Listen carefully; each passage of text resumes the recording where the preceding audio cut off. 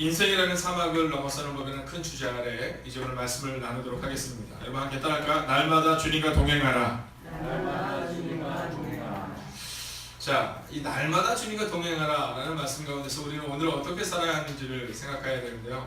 먼저 제가 주님의 이름으로 여러분 선포하겠습니다. 여러분 크게 아멘 해주십시오. 이제 하나님께서 여러분의 삶을 지키시고 인도하실 줄로 믿습니다. 아멘. 자, 여러분 오늘 우리가 기억해야 되는 것이 하나 있는데 그것은 뭐냐 하면 주님이 우리를 신뢰한다는 거예요. 주님이 우리를 신뢰한다는 거예요. 그리고 또한 우리도 주님을 신뢰해야 된다는 것이 하나님이 우리 가운데 주시는 메시지라는 사실을 여러분 잊지 마셔야 합니다. 여러분 이게 어떠한 상황들이 우리 가운데 있을 때 이제 오늘 본문을 통해서 주님이 우리 가운데 말씀해 주시는 그 메시지가 무엇인지를 오늘 우리가 함께 살펴보려고 하는데요. 먼저 오늘 본문에서 가장 주목해야 될 단어가 무엇인지를 한번 본문을 통해 한번 살펴보겠습니다. 자, 본문을 다시 한번 읽겠습니다. 11절 함께 읽을까요? 시작.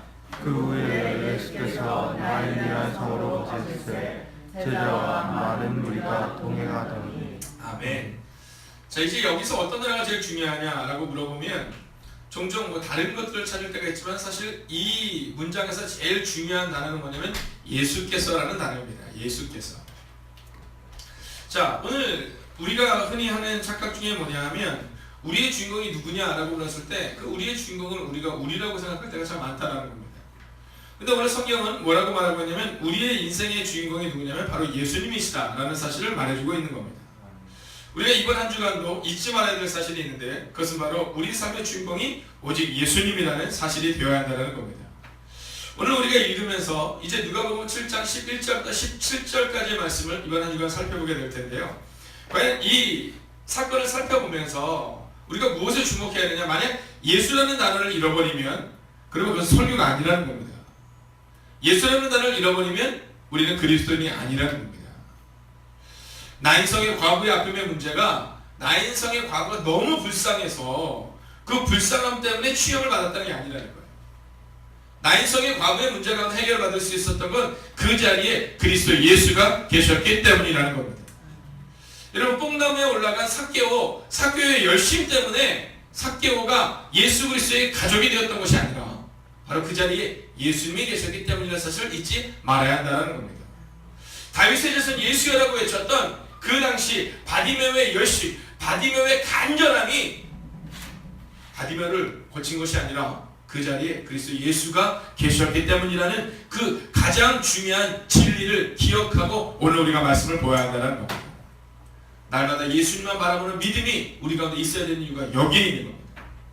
오늘 우리가 새벽 기도를 나왔기 때문에 우리 가운데 문제가 해결되는 것이 아니라는 겁니다. 여러분 만약에 우리가 새벽 기도를 나왔기 때문에 문제가 해결된다라고 여겨진다면 그러면 아주 중요한 사실 한 가지 있습니다.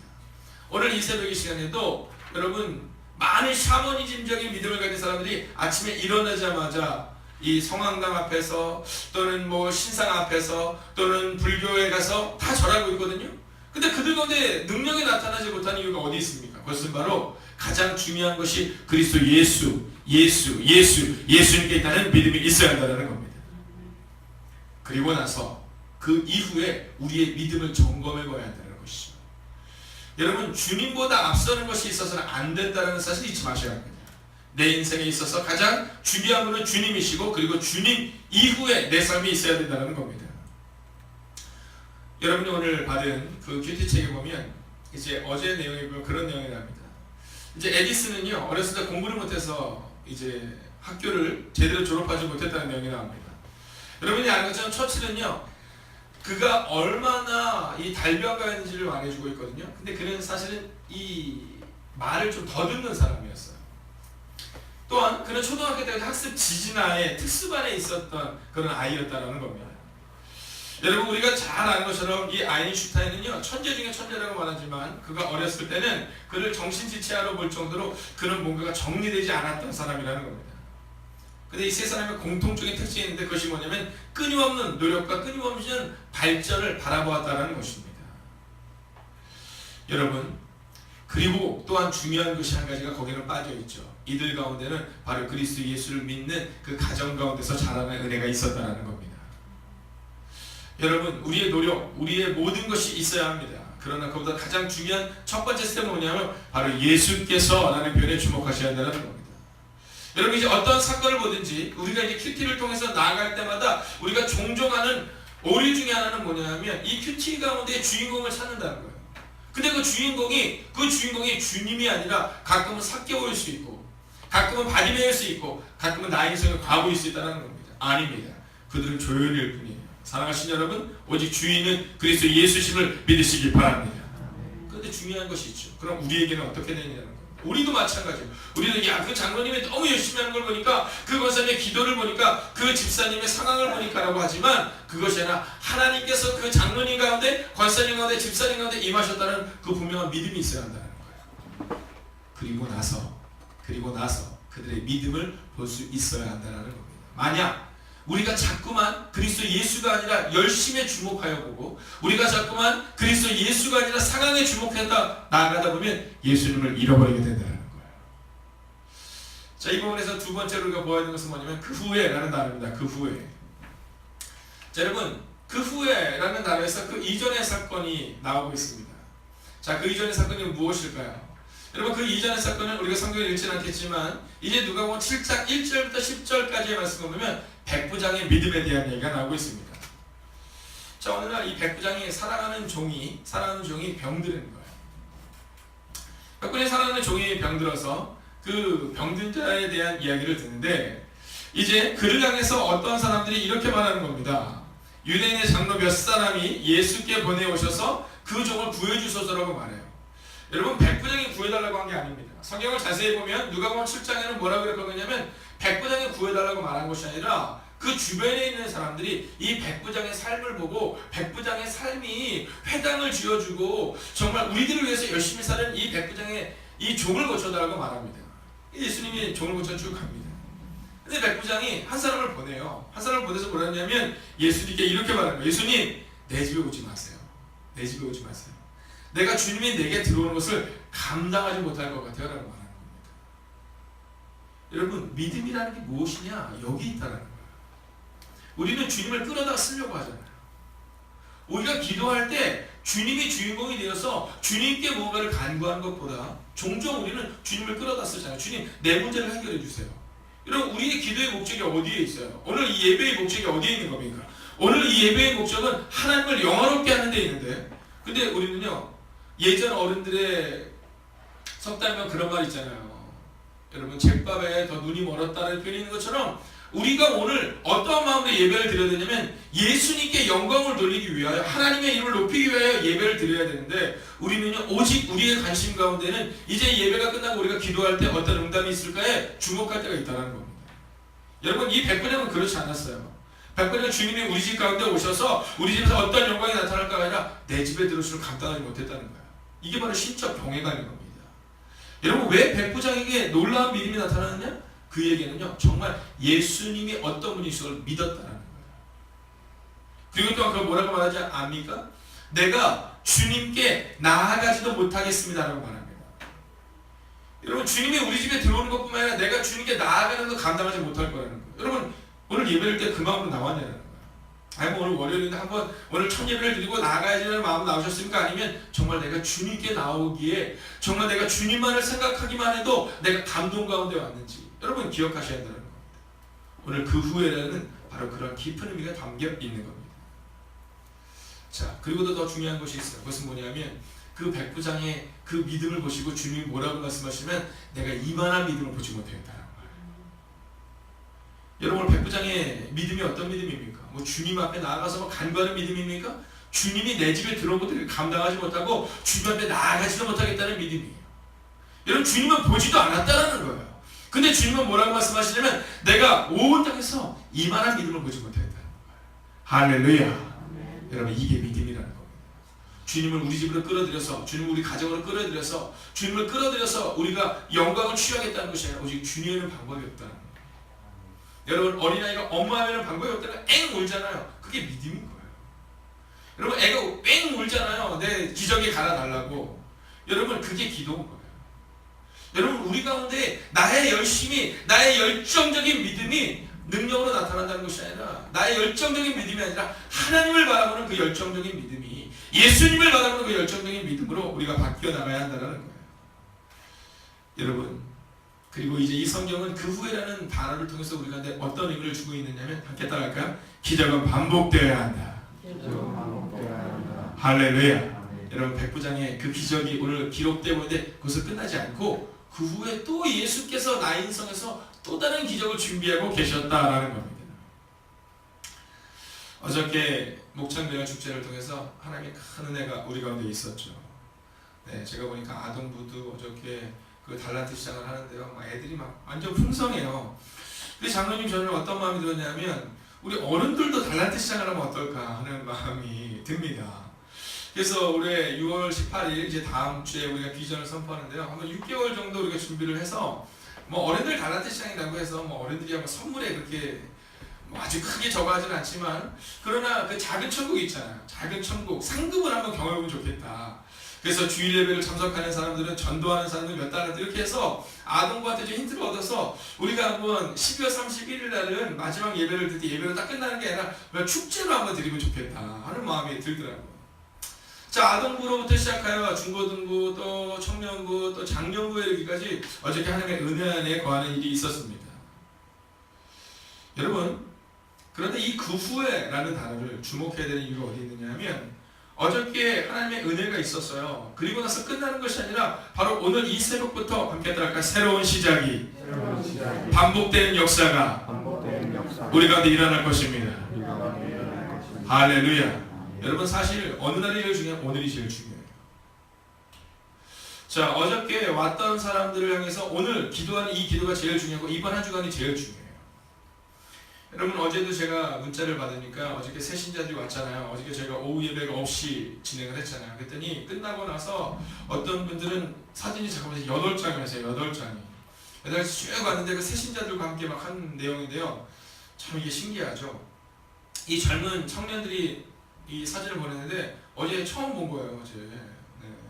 뭐 두 번째밖에 못 본 건데 막 엽기 사진을 보냈어요. 엽기 사진. 네, 목사님 우리 재밌었어요. 막 이런 것들 막 엽기 사진 8장을 쫙 보고 전 처음에 깜짝 놀랐습니다. 아니 무슨 사진이 딱 그랬는데 막 이상한 사진이 막 날라온 거예요. 그리고 어저께도 작년 성도들 가운데서는 두물머리라는 곳을 다녀오셨더라고요. 그래서 전도대 선녀 부부와 함께 4명이서 사진을 찍은 걸 보낸 거예요. 목사님 저희 여기 갔다 왔습니다. 네, 환하게 사진을 찍어서 보낸 거예요.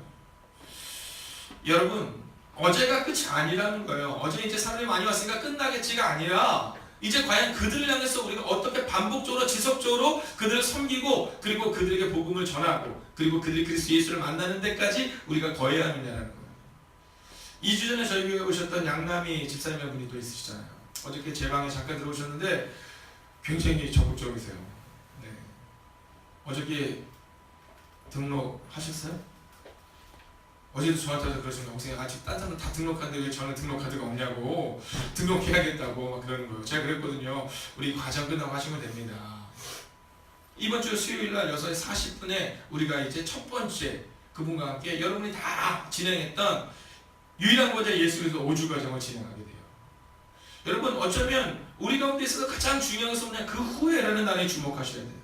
여러분 어저께 다 잘했지 끝났지가 아니라는 겁니다. 여러분 작년에 하나님의 은혜를 경험했지 끝났지가 아니라는 거예요. 작년에 백부장에 고치는 그 은혜를 경험했다면 오늘 나인성의 과부의 은혜를 우리가 경험해야 한다는 겁니다. 예수님은 어제의 하나님이 아니라 그저께의 하나님이 아니라 오늘의 하나님이요 내일의 하나님도 된다는 사실을 우리가 믿고 의지하며 그 후에라는 표현을 기억하며 하나님 오늘도 우리 가운데 은혜를 주시옵소서. 우리가 그 마음으로 나아가야 한다는 거예요. 자, 마지막 세 번째 스텝은 뭐냐면 맨 마지막 줄 제자와 무리라는 단어입니다. 자, 근데 여기서 아주 재밌는 단어를 쓰지 않습니까? 성으로 가실 때 제자와 많은 무리라고 읽었어요. 제자와 많은 무리. 이게 참 중요하고 재밌는 표현입니다. 여러분 누가 더 중요했던 것 같습니까? 제자가 중요할까요? 무리가 중요할까요? 이거 말할 필요도 없습니다. 제자가 중요합니다. 근데 성경은 제자는요 극소수라는 것을 기록하고 있어요. 제자와 많은 무리라는 표현 속에서 무리는 많지만 제자는 적다라는 표현을 기록하고 있어요. 여러분 저는 여러분이 무리가 아니라 제자가 되기를 주의 이름으로 축원하겠습니다. 어제 정말 감사했던 것은 여러분 어저께 오셨던 분들이 어저께 딱 오시는 분들이 아니라 여러분 꾸준하게 오셨던 분들이거나 아니면 오셨어야 될 분들이 오셨더라고요. 오셨어야 될 분들이. 여러분 교회는요 어떨 때 부흥하고 성장할 수 있냐면 무리가 많을 때가 아니라 제자가 많을 때 성장하는 거예요. 비록 지금은 인원이 적다 하더라도 제자 될 사람들이 많다. 그러면 그 교회는 비전이 있는 거예요. 근데 지금 만약에 사람이 많다 하더라도 제자로 세워나가는 과정이 약하다 그러면요, 그 교회는 비전이 없는 거예요. 사랑하시는 여러분, 오늘 제목이 뭡니까? 날마다라는 표현을 쓰겠어요. 날마다. 오늘 제자는 적었고 무리는 많았지만 무리는 흩어졌어요. 그러나 제자들은 날마다 주님과 동행했어요.